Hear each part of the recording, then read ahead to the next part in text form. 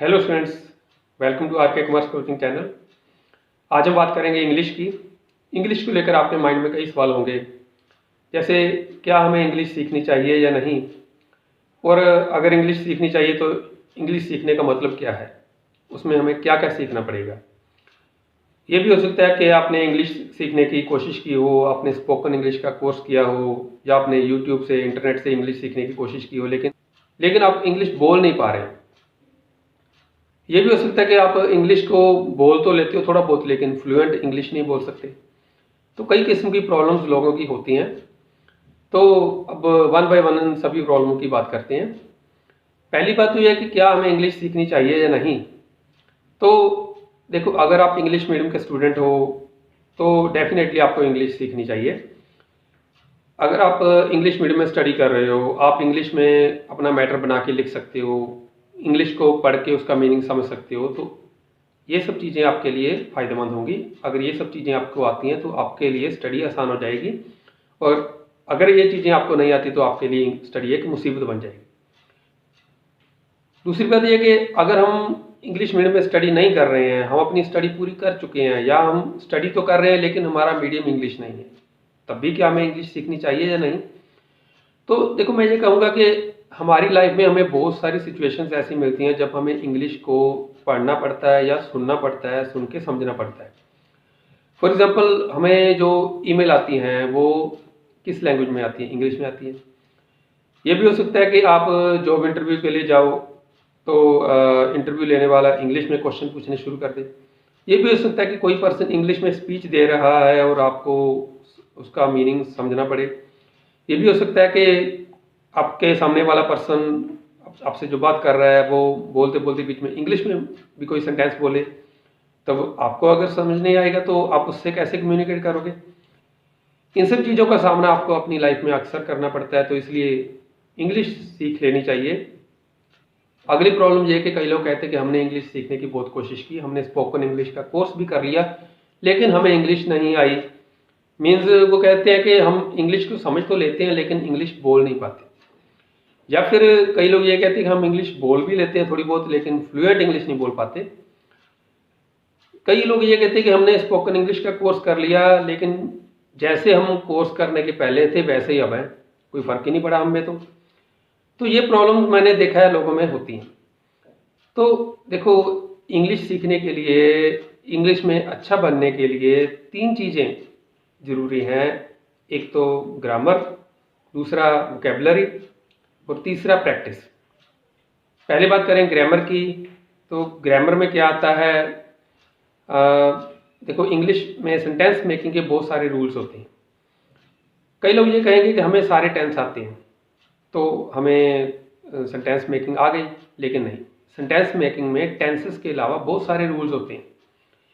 जैसे imperative sentence बनाने का अपना एक रूल है, उसके बिना ऑक्सिलरी वर्ब्स के यूज़ वाले भी सेंटेंस भी होते हैं, और भी बहुत सारी टाइप के सेंटेंस होते हैं जिनको बनाने के अपने अपने रूल्स हैं। तो सेंटेंस मेकिंग के बहुत सारे रूल्स हैं टेंसेस के अलावा भी। कई लोग ये सोचते होंगे कि हमें तो ग्रामर अच्छी से आती है क्योंकि हमने अपनी स्टडी में इंग्लिश की ग्रामर बहुत की है, हमने ग्रामर की बहुत सारी एक्सरसाइज की हैं, लेकिन वो ग्रामर अलग थी। यहाँ पे हमें सेंटेंस मेकिंग की ग्रामर सीखनी है कि हमें सेंटेंस बनाने कैसे हैं, या जो हम सोचते हैं, जो हम बोलते हैं अपनी रीजनल लैंग्वेज में या हिंदी में, उसको इंग्लिश में ट्रांसलेट कैसे करना है, उसकी ग्रामर हमें सीखनी है। हमें अपनी रीजनल लैंग्वेज या हिंदी से इंग्लिश में ट्रांसलेट करने की ग्रामर भी आनी चाहिए, और इंग्लिश को वापस हिंदी या अपनी रीजनल लैंग्वेज में कन्वर्ट करने की ग्रामर भी आनी चाहिए। अगली बात यह आती है कि हम ये ग्रामर सीखें कहाँ से। तो देखो, एक तो ये तरीका है कि आप किसी प्रोफेशनल टीचर से इसकी कोचिंग ले लो, और अगर आप ये कहो कि हमारे पास इतना टाइम नहीं है कि हम स्पेशल इंग्लिश के लिए कोचिंग लें, या हम इसके ऊपर पैसा खर्च नहीं करना चाहते, तो यूट्यूब पे बहुत सारे वीडियोज़ हैं, आप उनको देखकर इंग्लिश को समझो, इंग्लिश के रूल्स को, टेंसेस को समझो। धीरे धीरे आपको समझ आती जाएगी। इंग्लिश सीखने के लिए दूसरी चीज़ चाहिए, वोकैबुलरी। वोकैबुलरी का मीनिंग ये है कि हमारी नॉलेज में इंग्लिश के ज़्यादा से ज़्यादा वर्ड्स होने चाहिए। कई लोग क्या करते हैं कि जब वो इंग्लिश सीख रहे होते हैं तो वो वोकैबुलरी के वर्ड्स को लिखना शुरू कर देते हैं, वर्ड्स के मीनिंग लिख के याद करने की कोशिश करते हैं। देखो, वर्ड्स के मीनिंग याद करने से याद नहीं होते, उन्हें अपनी रियल लाइफ में अप्लाई करने से वो याद होती है। तो जो भी नए वर्ड्स आप इंग्लिश के सीखते हो, आप उनको अपनी रूटीन लैंग्वेज में यूज़ करो। तो अगर आप इन वर्ड्स को अपनी स्पोकन में या राइटिंग में यूज़ करोगे तभी आपको ये वर्ड्स याद रहेंगे, और अगर आप इनको क्रैम करके याद करने की कोशिश कर रहे हो तो आपको भूल जाएंगे। तीसरी बात आती है कि इंग्लिश में प्रैक्टिस की बहुत ज़रूरत है। यहाँ पे आपको अपने कई सवालों का जवाब मिल जाएगा, जैसे कि आप कहते हो कि हम इंग्लिश को समझ तो लेते हैं लेकिन इंग्लिश बोल नहीं पाते, या बोल पाते हैं लेकिन फ्लुएंट इंग्लिश नहीं। तो प्रैक्टिस से ये प्रॉब्लम सॉल्व होंगी। यहाँ पे मैं आपको एक एग्जांपल देता हूँ। मान लो कि आपने कार ड्राइव करना सीखना है और आपने क्या किया कि ड्राइवर के साथ बैठ गए। तो ड्राइवर ने आपको 5 मिनट में सारी बात समझा दी कि गाड़ी को कैसे चलाते हैं, गाड़ी के अलग अलग पार्ट्स, जैसे कि उसका एक्सीलेटर है, क्लच है, स्टीयरिंग है, आपको सब कुछ बता दिया और आपको समझ में भी आ गया कि ये सब चीज़ों को कैसे यूज़ करते हैं। और उसके बाद उसने आपको गाड़ी चला के भी दिखा दी। तो क्या आप गाड़ी चलाना सीख गए? तो आप कहोगे नहीं, क्योंकि आप खुद गाड़ी जब चलाओगे तभी चलाना सीखोगे।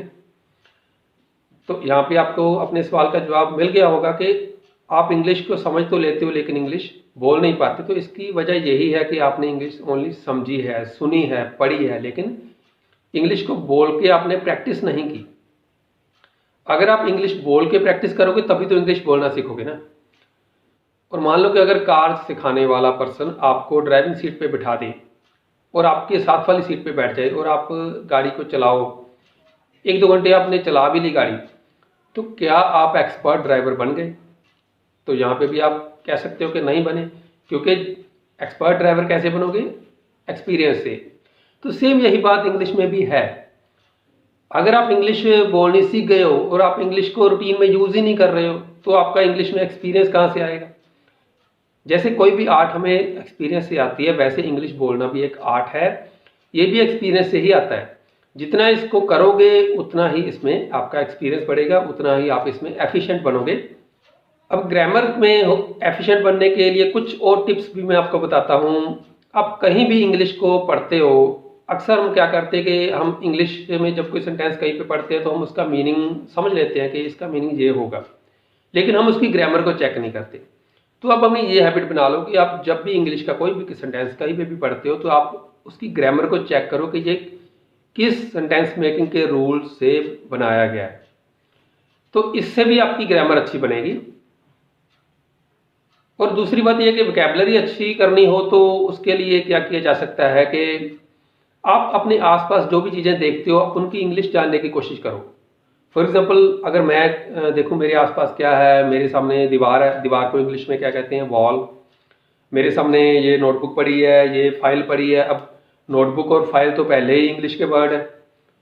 कुछ वर्ड्स ऐसे हैं जिनको हम इंग्लिश में ही यूज़ करते हैं, लेकिन ज़्यादातर वर्ड्स ऐसे हैं जिनको हम अपनी रीजनल लैंग्वेज में या हिंदी में यूज़ करते हैं। तो आपको उन वर्ड्स की इंग्लिश जाननी है। तो जो भी चीज़ आपके सामने आती है आप उसकी इंग्लिश जानने की कोशिश करो। अब जानने की कोशिश कहाँ से करो? देखो, डिक्शनरी आती है मार्केट में, आप परचेज कर सकते हो, या फिर मोबाइल में डिक्शनरी इंस्टॉल कर सकते हो। अदरवाइज गूगल तो है ही, गूगल पे किसी भी वर्ड की इंग्लिश आप देख सकते हो। ये भी प्रॉब्लम आती है कि हम इंग्लिश बोलें किसके साथ। अगर हम इंग्लिश में एक्सपीरियंस करना चाहते हैं तो इंग्लिश बोलने से एक्सपीरियंस होगा, लेकिन बोलें किसके साथ? हमें जो लोग मिलते हैं कोई इंग्लिश बोलने वाला होता नहीं। तो देखिए, इसमें कई तरीके हैं। एक तो ये कि आपके घर में जो भी एजुकेटेड पर्सन है, थोड़ा बहुत पढ़ा है या ज़्यादा पढ़ा है, आप उसको कहो कि हम इंग्लिश में बात किया करेंगे, तो उससे उसकी भी इंग्लिश थोड़ी और अच्छी होगी, आपकी भी इंग्लिश अच्छी होगी। आप ये भी कर सकते हो कि जब आप कस्टमर केयर पे फ़ोन मिलाते हो तो वहाँ पे आपको ऑप्शन दिया जाता है कि हिंदी में बात करनी है या इंग्लिश में बात करनी है, तो वहाँ पे आप इंग्लिश चूज़ कर लो। अब वहाँ पे क्या है कि आप इंग्लिश बोलने की कोशिश करोगे, जैसी तैसी इंग्लिश बोलोगे, आपके सामने वाला जो पर्सन है वो आपका मजाक तो उड़ाएगा नहीं।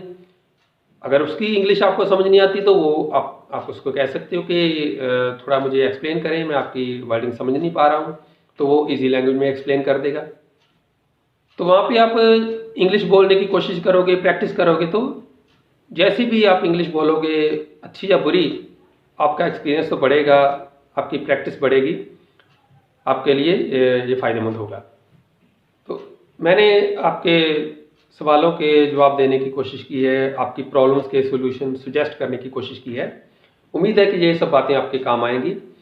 एक काम आप जरूर करना कि मेरे चैनल आरके कॉमर्स कोचिंग को सब्सक्राइब कर देना, क्योंकि इस चैनल पे आपको बहुत से ऐसे वीडियोस मिलेंगे जो कि आपके स्टडी में भी हेल्पफुल होंगे और आपके करियर में भी काम आएंगे। तो मिलते हैं नेक्स्ट वीडियो में किसी और प्रॉब्लम के सॉल्यूशन को लेकर। Thank you.